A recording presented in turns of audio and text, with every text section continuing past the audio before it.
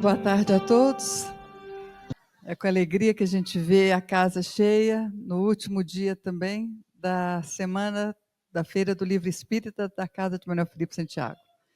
Então a gente fica muito feliz, uma semana de festa nos dois planos de vida, quando tantas informações, tanto consolo chegou para cada um de nós. E hoje teremos a continuação desse consolo, né? Hoje nós estávamos aguardando o Daniel Campos, que por um imprevisto, a mãe faleceu ontem à tarde, ele não pôde estar aqui conosco. Então, nós já nos prevendo isso, esperando, conseguimos que Vânia Tília Miranda, trabalhadora da casa, viesse falar para a gente. Vânia é médica, é estudiosa de Joana de Ângeles, estudiosa de Jung, de Freud, e uma trabalhadora da casa, onde traz estudos muito profundos, tanto de Joana de Ângeles, quanto do Evangelho, do Novo Testamento. Então, nós vamos poder, e vocês poderão, quem não a conhece ainda, observar a profundidade do assunto, de como ela trata esse assunto. Vamos aguardar aí com muito carinho, e enviando para o Daniel, para a sua família e para a mãe, as nossas melhores vibrações de consolo e de confiança. Por favor, Larissa. Amado Mestre Jesus, Senhor, nós agradecemos a bênção dessa casa que nos acolhe, nos esclarece, nos oferece a oportunidade do estudo e do trabalho. Obrigada, Senhor, pela oportunidade de vivermos a fraternidade como o Senhor nos convidou. Agradecemos por ver as crianças desde cedo, ouvindo do Teu Evangelho, bebendo nessa fonte maravilhosa dos Teus ensinamentos. Que o Senhor nos ampare nessa tarefa e ampare a todos nós, que estejamos de coração aberto para os novos conhecimentos que nos virão. Esteja conosco, querido Jesus, hoje e sempre, que assim seja. Vamos convidar então a Vânia. Se prontificou com tanta gentileza, né, Vânia? Fica à vontade. Boa tarde, gente.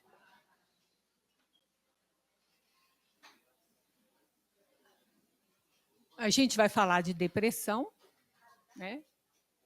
Tá ligado?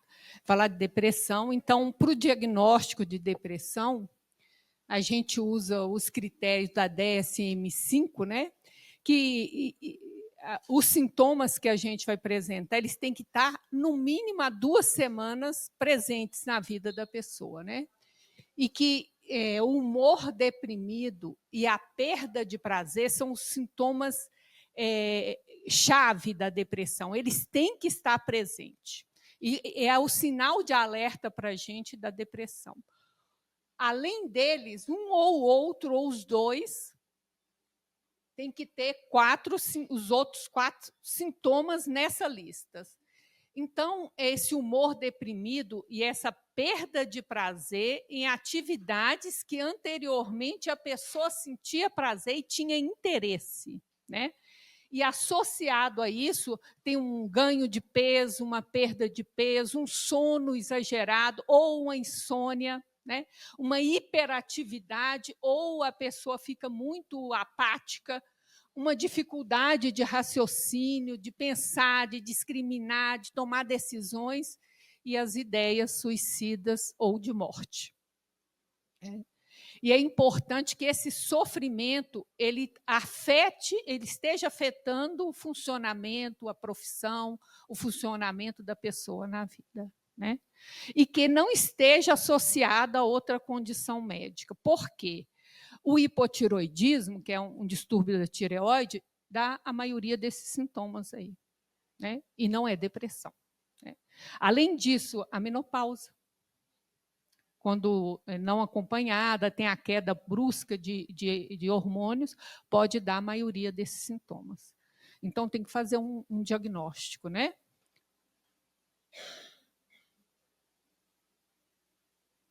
A Joana, lá no Amor, Imbatível Amor, ela vai falar para nós.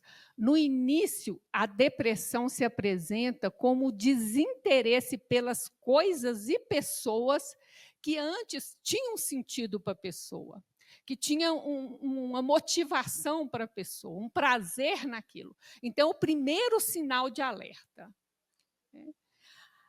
À medida que se agrava, a alienação da paciente, ela vai se alienando da realidade e ela pode deter-se em qualquer ocorrência com uma mente sem ação. Então, ela para a mente dela e não participa do que está acontecendo ao redor dela. Essa apatia mental que ela começa a ter, a se desligar das coisas que estão acontecendo ao redor dela, né? Aí vai se agravando, né? E fixada na compaixão ou na alta piedade, que a gente chama, né? E numa descrença quanto à possibilidade, a esperança de recuperar a saúde dela. E ela vai mergulhando nesse abismo de si mesma.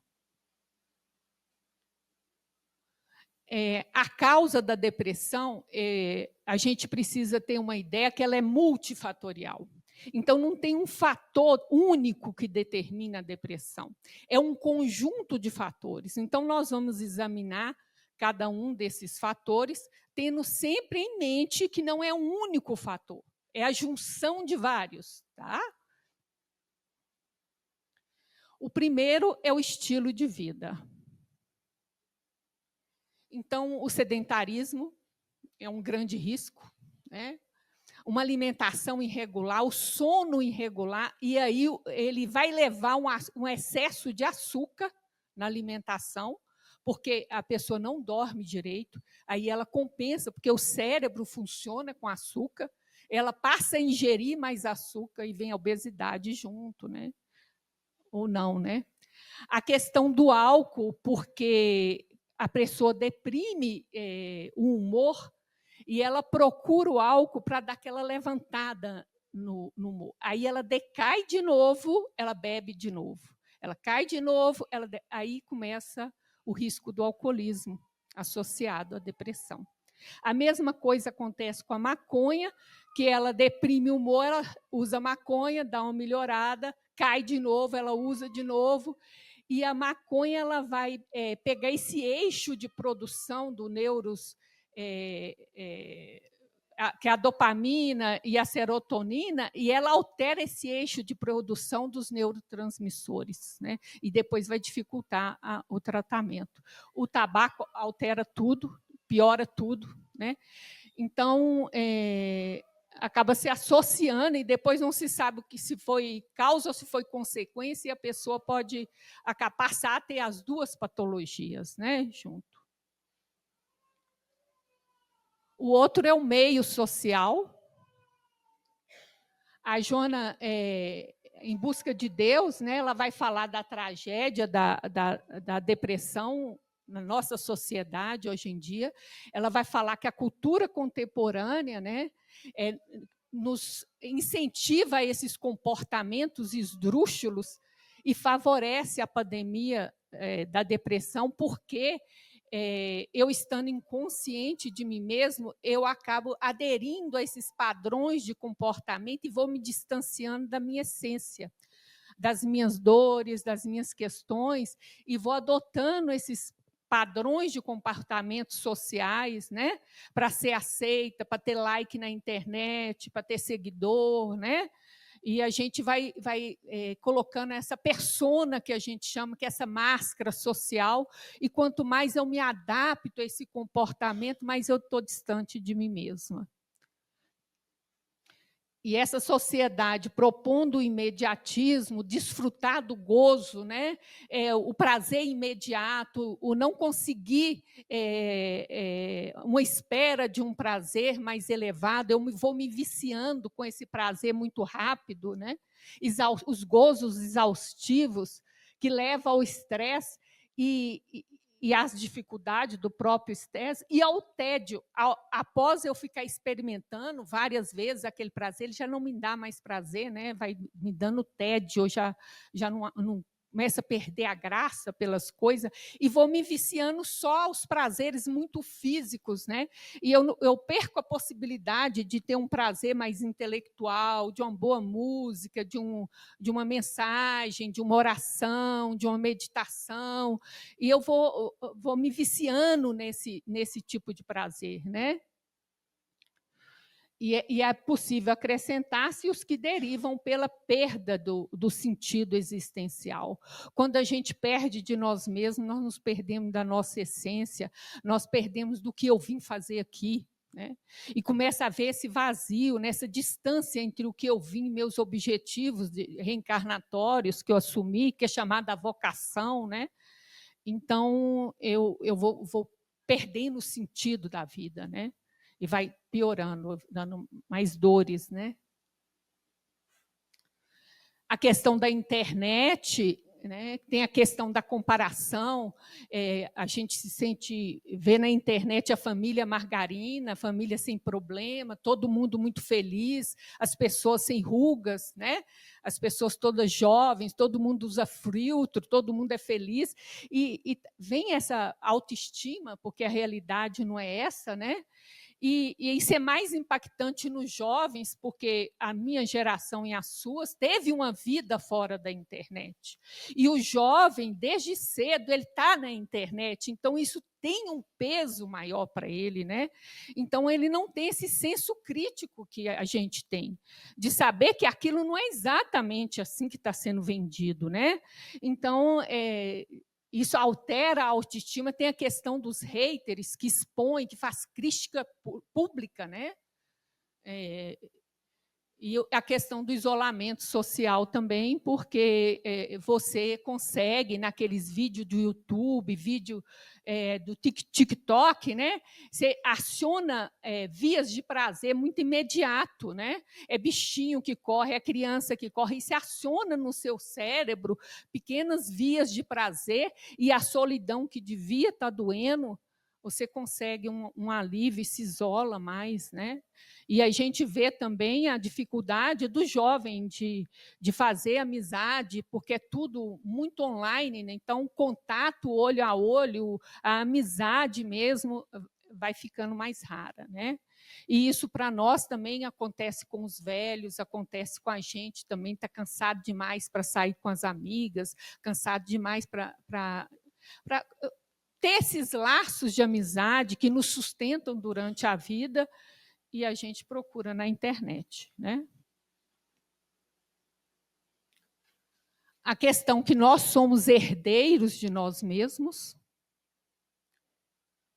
Então, a Joana fala, self, nesse sentido que a Joana está falando, é o espírito eterno, tá? Nós, quando vamos renascer, é o que ela está dizendo ali. Quando renasce o self, assinalado pelas heranças pregressas, na fecundação, através do perispírito, ele vai imprimir o que ele precisa. Não é o que ele quer, que é totalmente diferente. Então, nós temos à nossa disposição os DNAs do nosso pai, da nossa mãe, e a própria lei, por automatismo, vai ser escolhido, às vezes, aquele DNA, e a predisposição que eu preciso para as experiências que eu preciso, nunca o que eu quero. Tá? E é importante a gente entender que a genética, ela não é um determinismo, ela é uma predisposição, que vai ser acentuada ou não pelos outros fatores.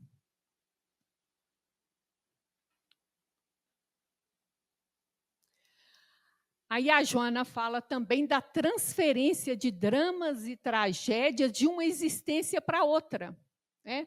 Onde a gente, nos vários renascimentos, a gente traz conflitos, melancolia, abandono, que são ecos de outras vivências, de outras vidas que tivemos. Né?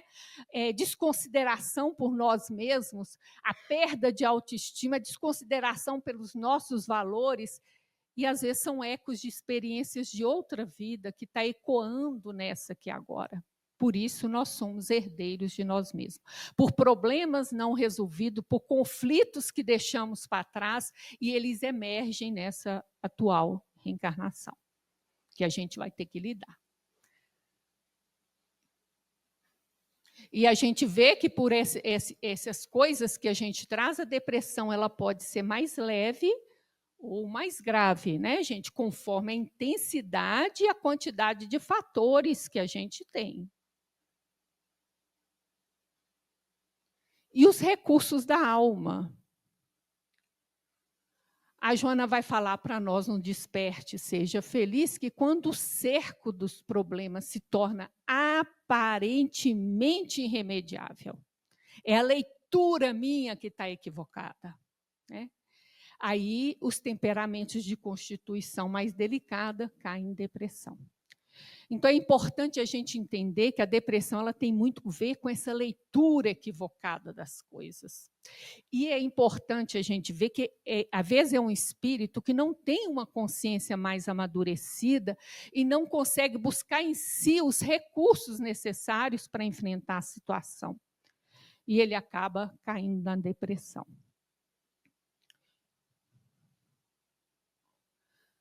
No triunfo pessoal, a Joana vai falar assim, quando degenera o intercâmbio entre o self e o ego, então vou explicar isso aqui. Cada vez que eu reencarno, eu formo uma consciência transitória que a gente chama de ego. Então, eu tenho um nome, eu tenho uma família, eu tenho onde eu nasci, eu tenho uma profissão, isso é o ego. Né? E tem que fazer esse relacionamento entre nós. É a consciência mais superficial. Eu tenho uma consciência mais profunda, que é a consciência espiritual, do meu espírito, que é eterno, que numa vida tem um ego, noutra vida tem outro ego, outro nome, outra família, outro país, é outro ego. Então, por trás disso, tem um espírito que vai somando essas vivências, que é chamado aqui de self, né?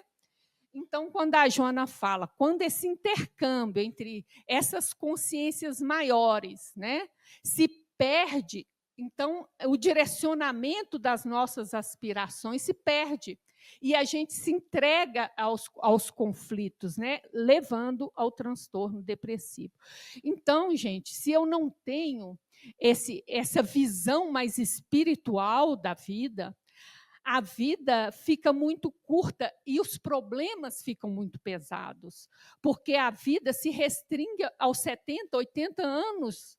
Então, os problemas eles ficam de difícil solução, o sentido das doenças se perdem, o meu olhar de uma dimensão que transcende essa vida se perde.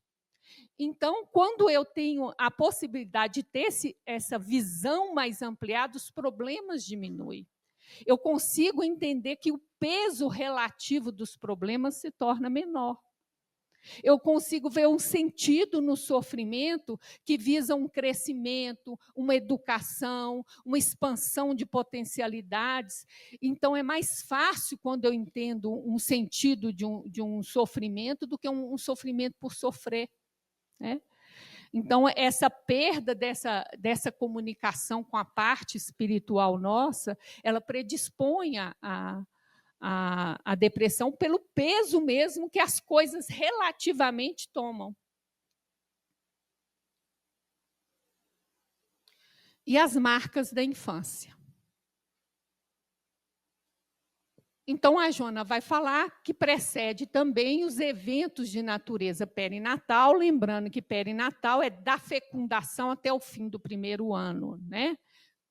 Quando o self, esse espírito, né, em fixação no conjunto celular, ou seja, ele está encarnando, experienciou a amargura da mãe que não desejava o filho, ou seja, a rejeição da gravidez, né? O pai violento, os familiares irresponsáveis, as pelejas domésticas, a insegurança do processo gestacional, produzindo sucos profundos que vão se manifestar mais tarde como traumas, conflitos e transtorno de comportamento, que é um dos nomes que ela dá para a depressão. Então, a gente tem que entender assim, gente, quando a criança está nesse período aí, ela não tem ego. Ela tem só o inconsciente, ela está mergulhada no inconsciente dos pais. Então, ela não tem como perceber que um conflito diz respeito a ela. ou diz respeito a uma briga familiar que não tem nada a ver com ela. Tudo diz respeito a ela. E mesmo que ela não presencia, como ela está no inconsciente dos pais, ela sente a vibração. Né? Então, esses conflitos familiares marcam a ela, porque o que ela sente é como se tudo tivesse a ver com ela. E nem sempre diz respeito a ela. No caso da rejeição, né, gente, a mais perigosa rejeição é aquela que não é explícita. Quando a mãe, às vezes, não queria a gravidez e explicita essa rejeição e vence essa rejeição, a marca que isso deixa na criança é muito mais leve. Quando isso fica inconsciente, isso ela não enfrenta, não elabora, isso vai escapar no relacionamento dela com essa criança em forma de culpa. Então, isso marca muito mais. E a gente também pensar que, sim, a pessoa não queria criança, mas ela enfrentou essa questão e venceu e teve a criança, né? Eu recomendo que ela se trate da culpa que ela ficou. Por quê? Porque essa culpa que ela teve pela rejeição, isso vai fazer com que ela trate aquela criança diferente. Às vezes, ela vai ser mais condescendente com aquela criança. Isso vai distanciar ela dos irmãos. Isso vai trazer conflito para ela, porque ela não vai entender por que ela tem... E a criança testa, tá, gente? Ela começa a perceber e ela começa a testar. E confirmando que tem um tratamento diferenciado, ela não entende o motivo. E aí ela começa a inventar, será que eu sou adotado? É porque eu não sou amado? Né? E se a mãe percebe isso, aí ela começa a oscilar o comportamento dela, e é pior ainda, porque uma hora ela é muito condescendente, aí ela percebe o que está acontecendo, ela fica rigorosa. Aí ela fica numa balança que deixa a criança insegura. Então, gente, a gente erra na vida, a gente não controla os nossos sentimentos, tem situações difíceis na vida, procura o apoio de uma análise, né? Trabalha essa culpa, que isso vai facilitar a tua relação com essa criança. Para você não deixar essa culpa permear, e aí sim, marca bem mais profundamente, né? Essa culpa nesse relacionamento. E aí, a outra coisa, que como a criança não verbaliza, esses traumas são muito a nível de sensação, sabe? Não tem um fato que a criança possa depois, como adulto, contar, né? É uma sensação de rejeição, de inadequação, de não estou adequada aqui, porque ela era muito novinha. Né? Ela não tinha como gravar a cena, contar o diálogo, né? Ela fica tudo a nível de sensação. Tá? A influência espiritual. Então, começa a Joana falando da culpa, né? Incursa na consciência de culpa, então a gente passa a ter um clima psíquico para a sintonia com outras formas fora do corpo, seja com os espíritos, né? Que se sente dilapidada, sendo incapaz de perdoar ou refazer o caminho. Então, gente, pessoas que a gente, ou seja, que aspiram pelo deforro, atirando-se num campo de uma batalha mental, produzindo a parasitose e a obsessão grave. Então, a culpa é onde a entidade, como ela é credora, ela consegue acesso ao nosso psiquismo. E através da culpa, né, porque aquela pessoa ela não conseguiu perdoar, não dá conta de perdoar, não dá conta de seguir em frente, não. Ela quer vingança. Por todos esses motivos, aí, através da culpa, ela consegue se ligar a nós, né, e começa o processo obsessivo, entre eles a parasitose espiritual, que ela começa a sugar a energia, né? E isso piora o quadro da depressão bastante, né? Então, gente, a gente vê que o que causa depressão é um complexo, é um quebra-cabeça, é multifatorial. E é importante a gente perceber isso, porque no tratamento e na prevenção, eu vou ter que atuar em todos eles. Né? Então, eu vou ter que procurar um estilo de vida mais saudável, uma rotina de exercício físico que é indispensável, uma alimentação mais correta, o não usar álcool, não usar droga, não usar o tabaco. Né? É eu procurar um autoconhecimento, é eu procurar visitar essas dores que marcam a minha alma, a influência espiritual, a importância da fé, da meditação, do estudo, para essa desconexão com essas influências espirituais. Então, é um conjunto de coisas, tanto para o tratamento quanto para a prevenção. E, é claro, a medicação. Né? E eu sabendo que eu tenho na família um processo de depressão, então, eu conhecendo os demais fatores, eu posso fazer com que essa depressão, se ela vier, ela venha mais leve, né? ou então nem venha. Porque, como eu falei com vocês, a parte genética não é um determinismo. E a outra questão aí de a gente entender isso é porque a gente trabalhar nossos preconceitos. É a gente achar que médico não tem depressão, psicóloga não tem depressão. Né? Isso é preconceito, gente. Né? E, às vezes, o profissional de saúde tem esse preconceito e ele demora mais para buscar ajuda. Porque ele está tão acostumado a cuidar do outro e tem um momento que a gente precisa de cuidado. A gente precisa de aceitar o cuidado. A outra questão é aquele que tem tudo. Que é jovem, que é bonito, que é bem-sucedido, que tem uma boa família, e ele se sente extremamente culpado por ter depressão, porque ele se sente ingrato a Deus, que deu tudo para ele, né? Tudo que a sociedade diz que você precisa para ser feliz, ele tem, e ele entra em depressão. Então, a pessoa às vezes sofre profundamente por culpa, porque ele acha que é uma ingratidão ter depressão, já que ele tem tudo. E, por último, a fé. Porque a gente faz o raciocínio incorreto, né? Porque a gente sabe que a fé ajuda no tratamento da depressão, faz uma recuperação mais rápida. Aí, se eu tenho depressão, eu raciocino, minha fé é fraca.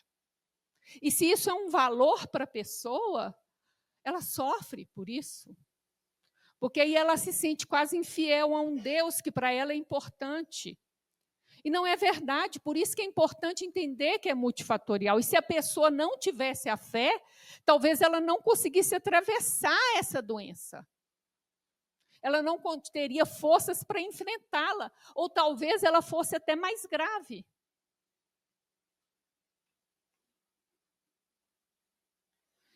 E aí a gente se pergunta, né? Até ontem eu estava tão entusiasmada com as coisas que eu fazia, eu gostava, e de repente eu perdi o gosto da vida. Aonde foi parar essa energia, né? Aonde foi? E a gente entender, né, que a nossa psique é como essa bolinha, né? É um sistema semi-fechado, a energia não sai, gente. Não perde, não. Só que o problema é que aquele risquinho mais de fora é a nossa consciência. O resto tudo é inconsciente. Aquele pontinho lá onde está o ego, ele caminha na consciência, é só um pontinho. Mas o ego não tem energia disponível para ele. Onde foi parar essa energia? No inconsciente. Em algum processo que eu estou negligenciando, e ele prende a energia. Aí o ego não tem energia suficiente para fazer o que ele fazia antes. Por isso dá a sensação que a energia fugiu, acabou. Não, está tudo presa lá no inconsciente.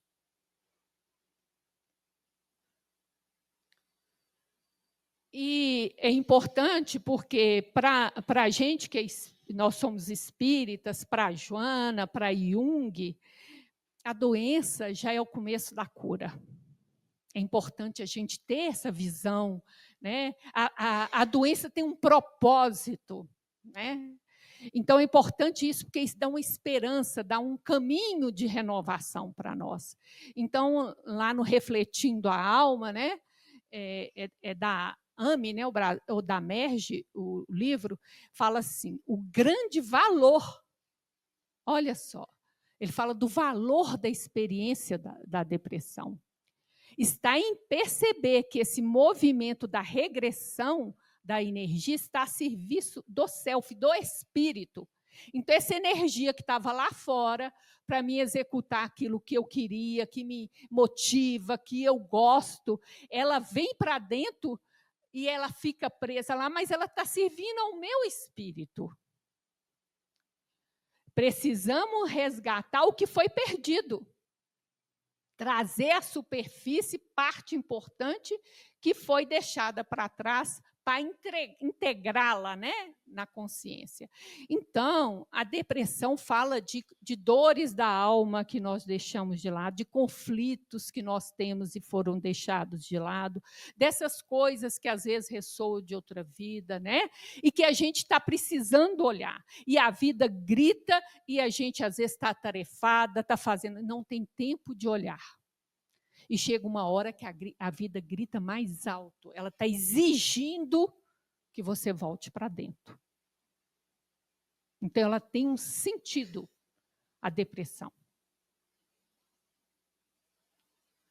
A depressão, em muitos casos, é apenas a ponta de um mal. Há um desafeto bem mais profundo. É um momento vivido como um ponto crítico na vida, um chamado para o confronto entre a morte e a vida, o verdadeiro e o falso, o momento de rever os preceitos internalizados da família de origem e aquilo que a pessoa está destinada a ser. Ou seja, é um confronto entre a persona, a máscara social que eu criei e quem eu sou. O que eu assumi para fazer nessa vida e o que eu vim fazer nessa vida. Tem uma distância entre essas duas coisas. E, às vezes, ao longo da vida, eu vou me perdendo de mim mesmo, porque eu tenho outras questões que me levam a fazer escolhas que, às vezes, não estão de acordo com a minha essência, com o que eu vim fazer aqui, com o que é importante para mim. Então, é o confronto entre o que eu me tornei e o que eu vim fazer aqui. Você vê que é um momento de crise profunda, por isso é tão doloroso e tão perigoso da gente não deixar de procurar ajuda, né? E a Jona vai falar de dois sentimentos muito fortes ligados à depressão, que é a raiva e a culpa. Os dois estão presentes na depressão. A raiz mesmo da causa está nisso. Na raiz psicológica do transtorno depressivo ou comportamento afetivo, ela usa como sinônimo, né, gente? Encontra-se uma insatisfação do ser consigo mesmo, não solucionado. Predomina no espírito self um conflito resultante da frustração de desejos não realizados, nos quais os impulsos agressivos se rebelam, ferindo o ego. Então, o que acontece aqui, né? A vida me frustra, mas eu quero uma determinada vida, quero que a coisa se encaminhe de uma determinada maneira, e a vida me frustra. Aí eu não quero viver. Eu quero viver daquele jeito. Se não for desse jeito, também não quero. E eu volto essa raiva contra mim. O ego sou eu. Então, eu volto a raiva contra mim. É a depressão. Ferindo as estruturas do ego que emerge em surda revolta, silenciando os anseios, ignorando a realidade. Numa fuga espetacular do mundo, que considera hostil, por não haver atendido às suas exigências. Então, eu considero como se o mundo estivesse me atacando, né? Fosse hostil para mim, em vez de eu entender o mundo como desafiador, que me chama a crescer, que me chama a desenvolver potencialidades. Eu sinto agredida pelos não do mundo. Né? Então, se não for do jeito que eu quero, eu também não quero. Mas isso não é consciente, gente. Eu frustro, tenho a raiva por ser frustrada, revolta, e no movimento de onipotência, porque eu quero comandar a vida, eu quero que a vida seja do jeito que eu quero, do jeito que eu acho que deve ser, e se não for, eu não aceito, eu acabo voltando a raiva contra mim mesma. A raiva fica internalizada. Então, o ego, ele fica nessa questão, né? Nessa raiva contra ele e nessa visão desse mundo aí fora como quase uma selva, né? E ele recua, né? Diante disso tudo. Lembrando que na adolescência, essa raiva se manifesta geralmente como ataques de raiva. Não necessariamente a raiva voltada contra si mesmo.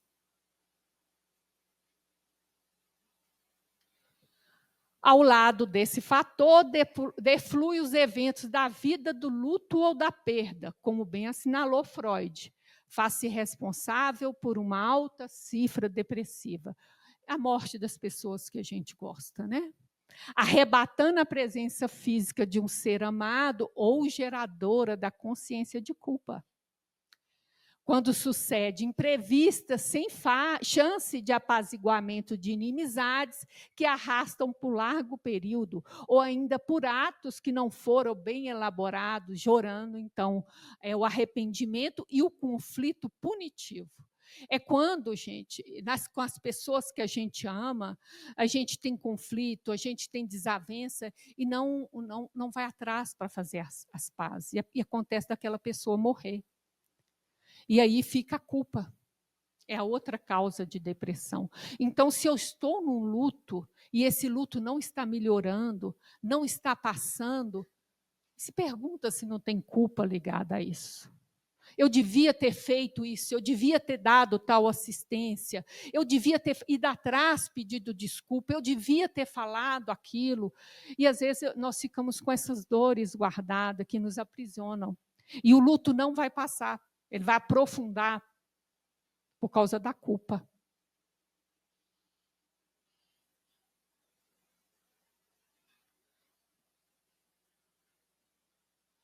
E aí a Joana vai falar que isso acontece com qualquer tipo de perda, tá?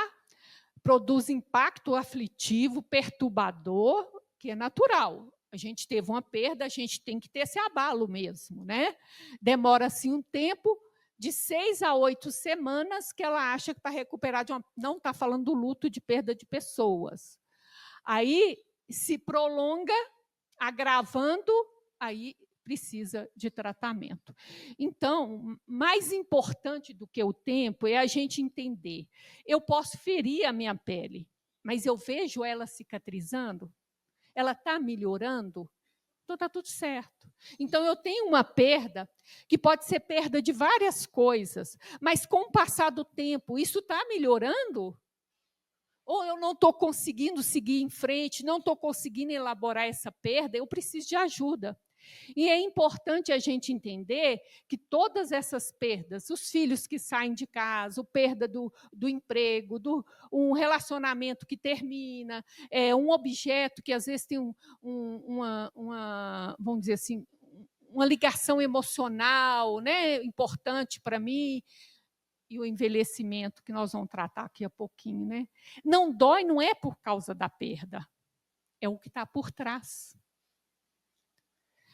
O que dói é que, nesse processo do relacionamento, nesse processo dos filhos, da vida, eu deixei coisas minhas que eu não estava olhando. Tem coisas negligenciadas, seja dores, seja sonhos, seja coisas que eu projetei no companheiro e ele foi embora. Né? Então, isso é que dói. A perda, na verdade, é o gatilho. E é por isso que essa energia vai para dentro para me olhar o que eu negligenciei. Então, naquele relacionamento, às vezes eu estava tão investindo no outro, tão investindo de agradar, tão investindo de dar tudo certo, e descuidei de mim. E, de repente, eu me pego sem saber nem o que eu gosto, o que eu quero, o que é meu sonho. Né? Então, é isso que dói. É isso que dá a depressão, é isso que está lá no seu inconsciente que não está sendo escutado. A perda é só o gatilho. A questão do envelhecimento, o Jung vai falar para nós nos símbolos da transformação. A despedida da juventude, que tira esse brilho dourado e o futuro, e se apresenta como um vazio desolador. Mas o que tira o brilho e a alegria de viver é a atitude de ficar olhando para trás, ao invés de olhar para dentro do estado depressivo. Então, eu quero aquela vida que eu tinha.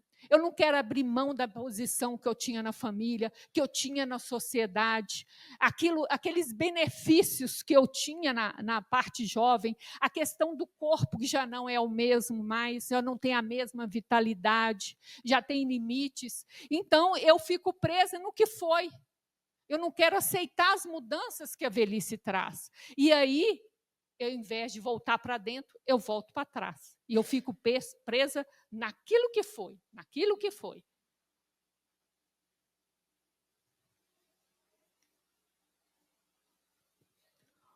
Aí, a Joana, lá em Busca de Deus, né, ela vai falar o contributo da psicoterapia defluente do esforço pessoal a favor da própria cura. Né?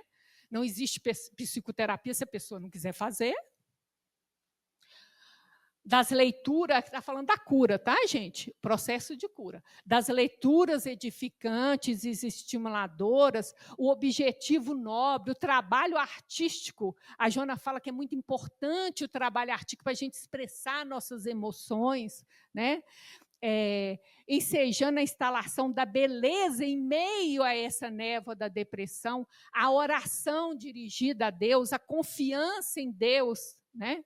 Simultaneamente, a recepção de passe, a absorção de água fluídica, né? Favorece a recuperação da saúde. E em relação à medicação, ela vai falar, nesse período de terapêutica medicamentosa, nunca esquecer que a interrupção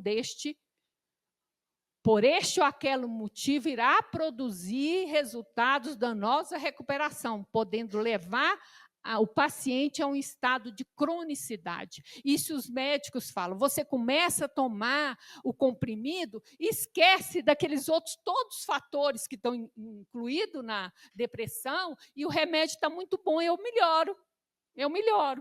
E eu esqueço que é multifatorial. Eu fiz as outras mudanças, eu aprofundei, né? E aí eu torno médico de mim mesmo e tiro o remédio. E quanto mais crise você tem, mais crônica vai ficar a tua doença.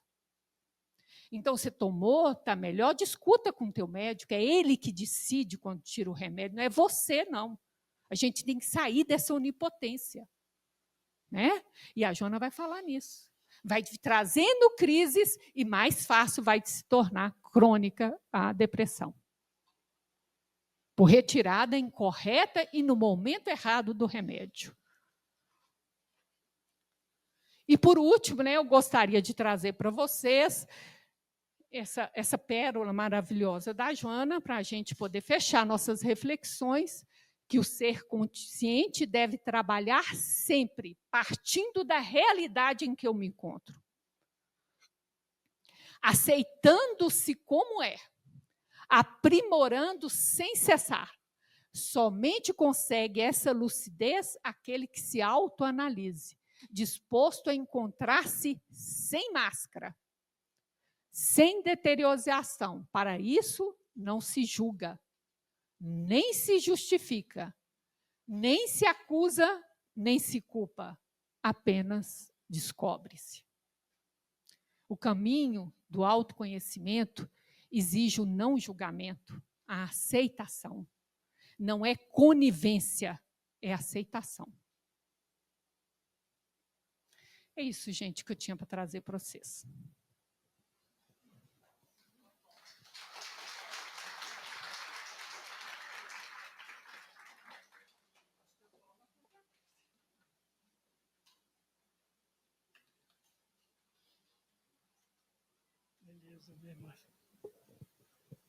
Maravilha, né, gente?